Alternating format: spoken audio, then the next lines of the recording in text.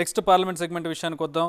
5th Zaheerabad parliament నియోజకవర్గం, అక్కడ ఉన్నటువంటి క్యాండిడేట్లు ఎవరికి గెలిచే అవకాశం ఉంది ఇక్కడ చూసినట్లయితే.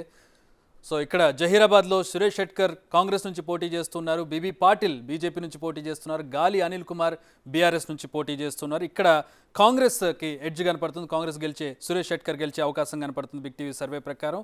సో పాజిటివ్ నెగిటివ్ మాట్లాడుకుందాం సార్. ఇద్దరు కీలక నేతలు, గాలి అనిల్ కుమార్ బీఆర్ఎస్ నుంచి పోటీ చేస్తూ ఉన్నారు, చాలా సుదీర్ఘకాలంగా పోటీలో ఉండి గెలుస్తూ వచ్చినటువంటి నేతలు వీరంతా కూడా.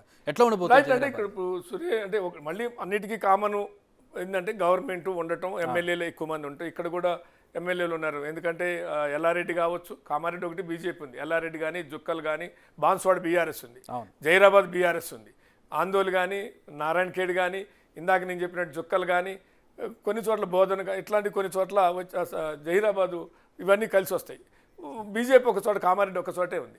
కానీ ఇక్కడ ఉన్నటువంటిది ఏంటంటే బీబీ పాటిల్ 10 సంవత్సరాలు సిట్టింగ్ ఎంపీగా ఉన్నాడు. సిట్టింగ్ ఎంపీగా ఉండి నిధులేం తేలేదు, నియోజకవర్గానికి పెద్దగా చేసిందేం లేదు, ఆయన వ్యాపారాలు, ఆయన కాంట్రాక్టర్లు అవే చూసుకున్నాడు అనేటువంటి విమర్శ ఆయన మీద ఉంది. రెండు, ఆయనకి లాంగ్వేజ్ ప్రాబ్లం, అది ఫ్రీక్వెంట్గా అందులో తెలుగు రాదు ఆయనకి.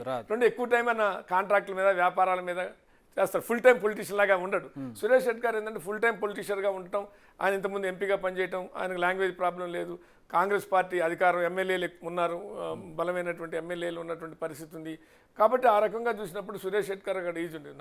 అనిల్కి ఏంటంటే అక్కడ ఎమ్మెల్యేలు ఒక ఇద్దరు ఎమ్మెల్యేలు ఉన్నారు, బాన్స్వాడ పోచారం శ్రీనివాసరెడ్డి ఉన్నాడు, జహీరాబాదు ఉన్నటువంటి ఇద్దరు ఎమ్మెల్యేలు ఉన్నప్పటికీ కూడా వాళ్ళకి ఉన్నటువంటి క్యాండిడేట్ వీక్ కొంత. అంతకుముందు కాంగ్రెస్లో ఉన్నాడు, అంతకుముందు బీఆర్ఎస్లో ఉన్నాడు, మళ్ళీ కాంగ్రెస్కి వచ్చాడు, మధ్యలో బీజేపీలో చేరి టికెట్ కోసం ట్రై చేశాడు, నర్సాపూర్ టికెట్ రావడంతో మళ్ళీ బీఆర్ఎస్లోకి వెళ్ళాడు, బీజేపీ నుంచి బీఆర్ఎస్లోకి వెళ్ళి చాలా మారాడు. కాబట్టి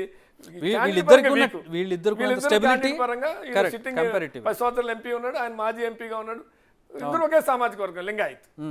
అది చూడాలి జహీరాబాద్ లో. ఇక్కడ నెక్స్ట్ కాన్స్టిట్యున్సీకి వెళ్దాం మనం. నెక్స్ట్ పార్లమెంట్ కాన్స్టిట్యున్సీ మెదక్ నియోజకవర్గం. సో జహీరాబాద్ నుంచి మెదక్కి వెళ్ళబోతున్నాం. సో ఒకసారి మనం సమరైజ్ చేసుకుందాం పాయింట్స్ అన్ని కూడా, జహీరాబాద్ పాయింట్స్ అన్ని కూడా ఒకసారి సమరైజ్ చేసుకున్న తర్వాత మెదక్కి వెళ్దాం. సో ఒకసారి ప్లే చేద్దాం జహీరాబాద్ పాయింట్స్ అన్ని కూడా. ఆల్రెడీ శ్రీనివాస్ గారు ఇప్పుడు ఎక్స్ప్లెయిన్ చేశారు.